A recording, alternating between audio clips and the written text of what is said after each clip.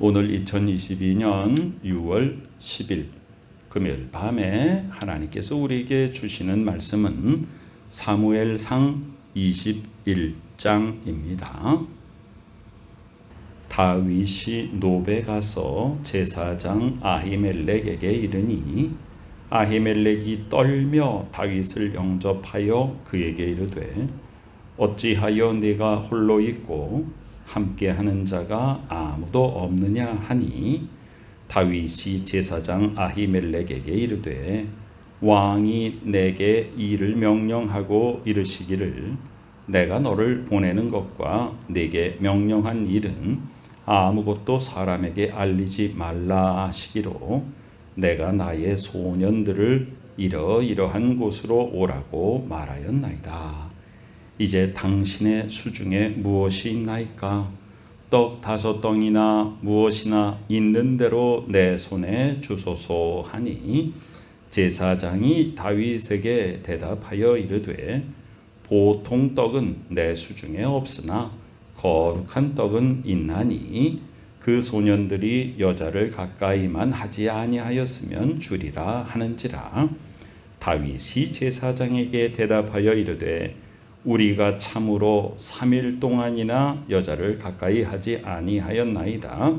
내가 떠난 길이 보통 여행이라도 소년들의 그릇이 성결하겠거든 하물며 오늘 그들의 그릇이 성결하지 아니하겠나이까 하매 제사장이 그 거룩한 떡을 주었으니 거기는 진설병 곧 여호와 앞에서 물려낸 떡밖에 없었습니다. 이 떡은 더운 떡을 드리는 날에 물려낸 것이더라. 그날에 사울의 신하 한 사람이 여호와 앞에 머물러 있었는데 그는 도액이라 이름하는 에돔 사람이요 사울의 목자장이었더라. 다윗이 아히멜렉에게 이르되 여기 당신의 수중에 창이나 칼이 없나이까? 왕의 일이 급함으로 내가 내 칼과 무기를 가지지 못하였나이다 하니 제사장이 이르되 네가 엘라 골짜기에서 죽인 블레셋 사람 골리앗의 칼이 보자기에 쌓여 에봇 뒤에 있으니 네가 그것을 가지려거든 가지라. 여기는 그것밖에 다른 것이 없느니라 하는지라. 다윗이 이르되 그 같은 것이 또 없나니 내게 주소서 하더라. 그날에 다윗이 사울을 두려워하여 일어나 도망하여 가드 왕 아기스에게로 가니 아기스의 신하들이 아기스에게 말하되 이는 그 땅의 왕 다윗이 아니니까 무리가 춤추며 이 사람의 일을 노래하여 이르되 사울이 죽인 자는 1000이요 다윗은 만만이로다 하지 아니하였나이까 한지라. 다윗이 이 말을 그의 마음에 두고 가드 왕 아기스를 심히 두려워하여 그들 앞에서 그의 행동을 변하여 미친 채 하고 대문짝에 그적거리며 침을 수염에 흘리매 아기스가 그의 신하에게 이르되 너희도 보거니와 이 사람이 미치광이로다. 어찌하여 그를 내게로 데려왔느냐? 내게 미치광이가 부족하여서 너희가 이 자를 데려다가 내 앞에서 미친 짓을 하게 하였느냐? 이 자가 어찌 내 집에 들어오겠느냐 하니라. 아멘. 다윗은 나라를 구하는 공을 세웠음에도 불구하고 이제 사울 왕의 시기 질투를 당하여서 목숨의 위협을 받는 쫓기는 신세가 되었습니다. 이제 다윗은 높 지역으로 갑니다. 그 당시에 제사장 아히멜렉을 만납니다. 아히멜렉이 다윗을 영접합니다. 어찌하여 내가 홀로 있고 함께하는 자가 아무도 없느냐. 물론 다윗은 여기에 이제 소수의 함께하는 소년들이 있었습니다. 그럼 아히멜렉의 너 아무도 없느냐라는 뜻은 나라에 공을 세우고 그런 훌륭한 사람이 어찌하여 지금 행색을 보아하니까 영 무슨 일이 있는 거 아니냐. 그런데 다윗은 제사장에게 내가 지금 사울의 미움을 받아가지고 쫓기고 있습니다라는 말을 차마 하지 못합니다. 그만큼 상황이 어려웠습니다. 그리고 제사장에게 마음의 염려를 드리고 싶지 않았을 뿐더러 다윗은 지금 생명의 위협을 너무나도 느끼기 때문에 어느 누구에도 자기의 이 상황을 그대로 말할 수가 없는 사정이었죠. 자, 그래서 다윗이 제사장 아히멜렉에게 뭐라고 말하냐면 사울 왕이 내게 어떤 은밀한 일을 명령했다. 그래서 몇몇 소년들과만 나를 보냈고 아무에게도 그 임무가 무엇인지 말하지 말라고 했습니다. 그런데요, 다윗은 지금 너무나도 배가 고픕니다. 그래서 제사장에게 당신의 수중에 무엇이 있습니까? 그저 한 빵 5조각이라도 있습니까? 무엇이나 있는 대로 주세요. 그랬습니다. 근데 제사장이 말합니다.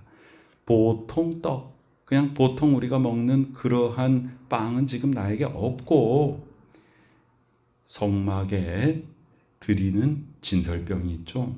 예, 성막 안에 떡상이 있고 그 떡상에 진설이라는 건 한자말로 올려드린다. 하나님 앞에 이렇게 올려드리는 병, 떡이죠. 그 진설병이 있는데 그거밖에 없다. 그래서 여기 뭐라고 표현하냐 하면 보통 떡은 내가 가지고 있지 않지만 거룩한 떡은 있다. 자, 너희들이 정결한 삶을 삶이 정결하다면 그걸 먹어도 된다. 그랬습니다. 그래서 그 떡을 받아 먹습니다. 예. 6절에 보니까 제사장이 그 거룩한 떡을 주었습니다. 거기는 진설병 곧 여호와 앞에서 드리고 물려낸 떡. 이 떡은 누구만 먹을 수 있냐? 제사장만이 먹을 수 있습니다. 그런데 제사장 아닌 다윗이 그 떡을 먹도록 제사장이 이것을 제공합니다. 이때가 어느 때냐 하면 구약시대에 그것도 왕정시대가 이제 시작을 해서 제1대 왕 사울이 하나님 아버지를 실망시키고 지금 나라가 혼란하고 하나님이 다윗을 다시 두 번째 왕으로 세우셨는데 사울이 다윗을 시기 질투하여서 지금 죽이려고 쫓아가고 다윗은 도망가는 이 시점입니다. 이 시대는 지금 율법이 아주 강력하게 작용하는 시대입니다. 그런데 제사장만이 먹을 수 있는 진설병을 하나님 앞에 바쳤던 그 하나님 앞에 드린 그 거룩한 떡을 그냥 일반인이 먹을 수 있도록 제사장이 준다. 이건 보통 일이 아니죠. 그러면 여기서 우리는 어떠한 말씀의 중심을 찾을 수 있는가 하면 형식이나 율법이나 제도나 그런 것보다 더 중요한 게 뭐예요? 사람의 생명입니다. 마태복음 12장에 보면요, 안식일에 밀밭 사이로 가는데 제자들이 배가 고파가지고 그 밀 이삭을 잘라서 먹습니다. 그러면 그게 무슨 행위가 되느냐? 바리새인들이 딱 보니까 이삭을 잘랐으니까 뭐예요? 추수를 한 거죠. 그리고 그걸 비벼서 먹었다, 탈곡을 한 거죠. 그러니까 당신의 제자들이 안식일에 하지 못할 일을 합니다. 이렇게 비방합니다. 그러니까 예수님이 뭐라고 말씀하시는가? 바로 지금 이 성경, 사무엘상 21장에 다윗에게 제사장이 진설병을 준 것을 이제 말씀하십니다. 다윗이 자기와 함께 한 자들이 시장할 때에 한 일을 잃지 못하였느냐? 그가 하나님의 전에 들어가서 제사장 외에는 자기나 자기 동료들이 함께한 자들이 먹어서는 안 되는 진설병을 먹지 아니하였느냐 하면서 바로 이 안식일보다 더 중요한 것은 사람이다. 그때 예수께서는 내가 바로 안식일의 주인이다 이렇게 말씀하시죠. 예. 그렇다면 예수님이 인용하신 이 사무엘상 21장의 이 사건이 바로 무엇을 의미하는가? 하나님의 택한 자 다윗이 자기를 비방하고 시기하고 질투하고 죽이려고 하는 사울에게 쫓겨서 지금 왔을 때 하나님께서는 무엇을 중요하게 여기시는 거예요? 제사장만이 먹을 수 있는 거니까 너 못 먹는다 이게 아니라 그 떡을 먹게 하셨습니다. 자, 그 다음에 다윗에게는 아무런 방어나 공격용 무기가 없습니다. 그래서 그 떡을 먹고 나서 이제 뭐라고 말하냐? 제사장에게 혹시 무기가 없습니까? 여기 당신의 수중에 창이나 칼이 없습니까? 그러면서 계속해서 진짜 사정은 얘기하지 않습니다. 왕의 일이 급함으로 내가 내 칼과 무기를 가지지 못하였습니다. 제사장이 그걸 보면 모르겠습니까? 왕이 특별한 임무를 맡겼는데 일이 급해가지고 내 무기도 챙겨오지 못했습니다. 이게 말이 되는 얘기가 아니죠. 자, 제사장은 이 모든 상황을 다 꿰뚫어 보았겠죠. 제사장이 말합니다.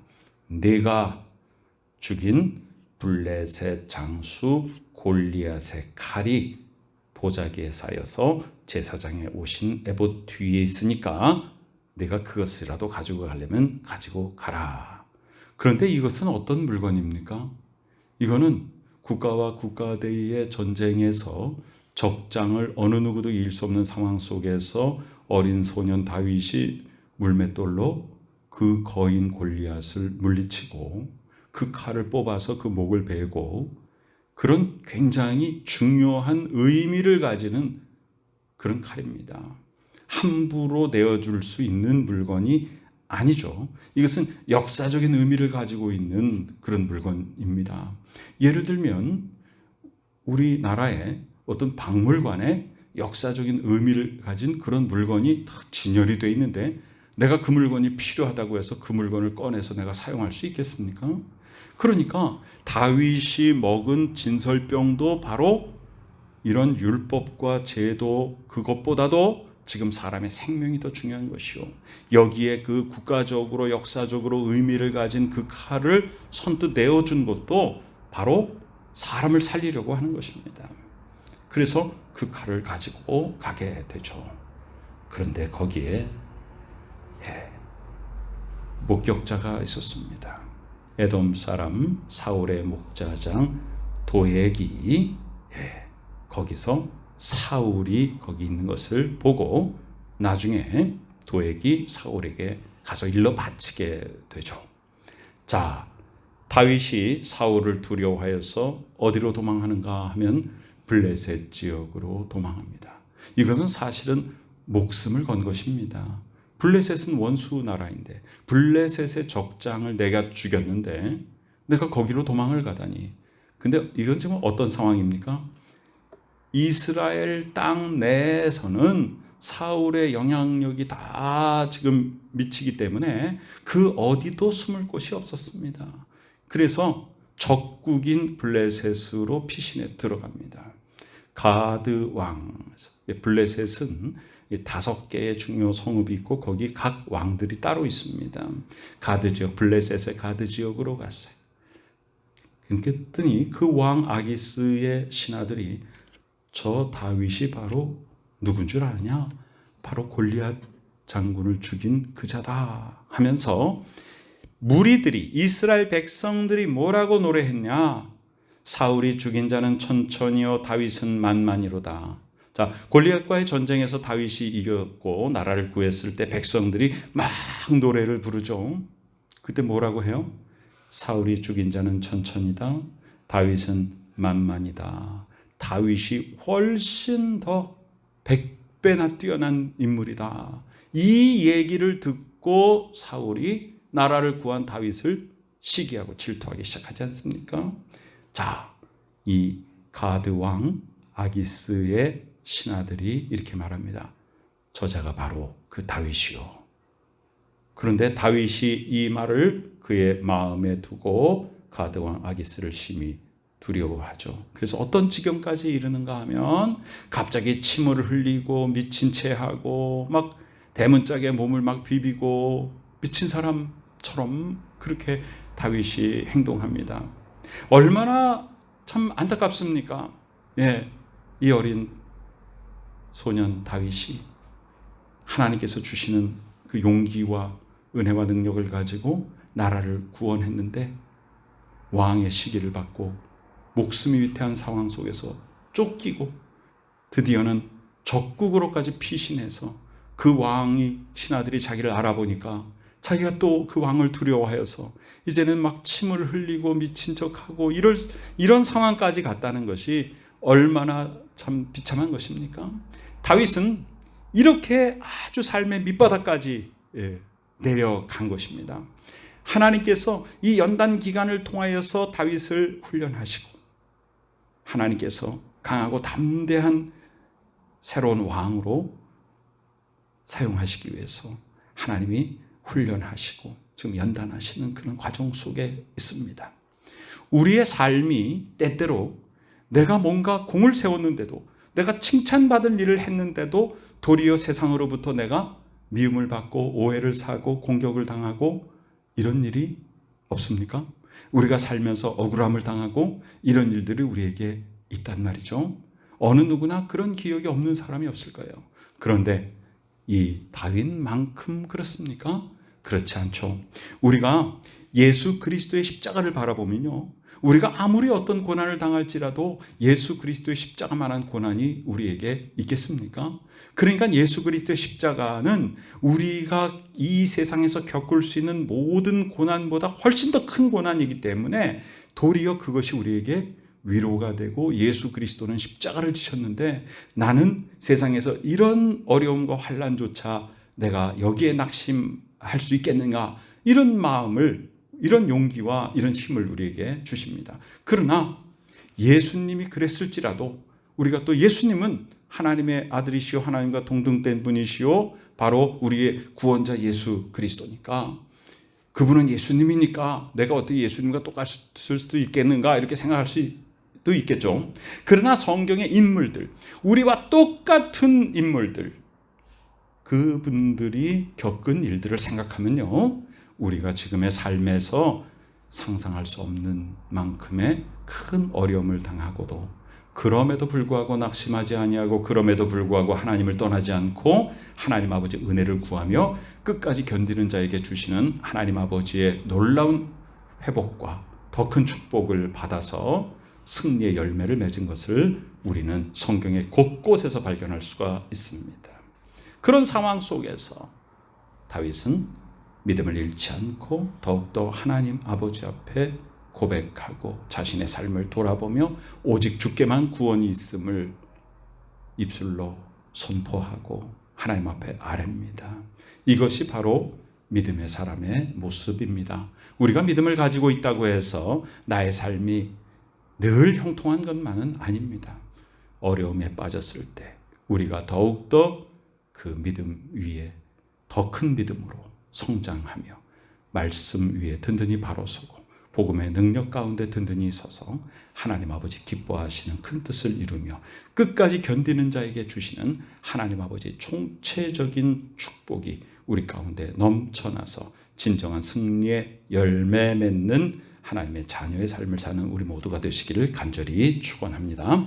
아멘. 아버지 하나님의 은혜 감사드립니다. 저희들을 사랑하여 주시니 감사드립니다. 어떤 상황 속에서도 낙심하지 않도록 지켜주시니 감사드립니다. 율법이나 제도보다 사람의 생명이 더 중요한 것을 알게 하여 주시니 감사드립니다. 하나님 아버지여, 우리가 겉으로 드러난 어떤 껍데기들, 형식들, 율법적인 것들, 제도들을 가지고 사람들을 억압하지 않도록 하시고 나도 또한 그 속에 굴레에 매이지 않게 하여 주시며 우리를 자유케 하시는 복음의 은혜와 능력 가운데 생명, 진정한 하나님 아버지께서 기뻐하시는 참 생명의 능력이 우리 가운데 샘솟아서 하나님의 말씀 가운데 순종하며 어떤 상황 속에서도 낙심하지 않고 끝까지 인내하여서 우리 속에 있는 소망이 실현되며 하나님 아버지의 큰 뜻이 이루어지는 복된 삶의 열매 맺을 수 있도록 축복하여 주시옵소서.